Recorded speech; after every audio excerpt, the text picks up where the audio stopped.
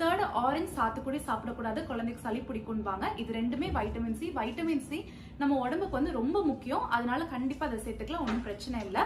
Fourth items என்ன சொல்லுவாங்கன்னா, பலாப்பழம், மாம்பழம் இதெல்லாம் சாப்பிடக்கூடாது, குழந்தைக்கு மாந்த வரும் அப்படின்பாங்க. நான் டாக்டர் கிட்ட கேட்டு நான் படிச்ச ரெஃபரன்ஸ் எல்லாமே சேர்த்து தான் நான் சொல்றேன்.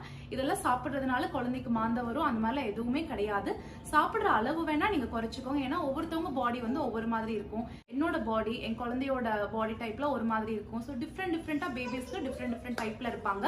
அதனால நீங்க கொஞ்சமா எடுத்து பாருங்க. உங்களுக்கு ஒத்து வந்தது, நல்லா வந்து உடம்புக்கு சேர்ந்துக்குச்சு அப்படின்னா நீங்க கண்டிப்பா நீங்க சாப்பிடலாம், ஒன்றும் பிரச்சனை இல்லை. ஸோ அளவா சாப்பிட்டு பாருங்க. அதே மாதிரி நம்ம எந்த அளவுக்கு பால் குடிக்கிறோமோ அந்த அளவுக்கு பால் சுரக்கும் அப்படின்னு சொல்லுவாங்க. அது வந்து கம்ப்ளீட்டா ஒரு மித் தான்.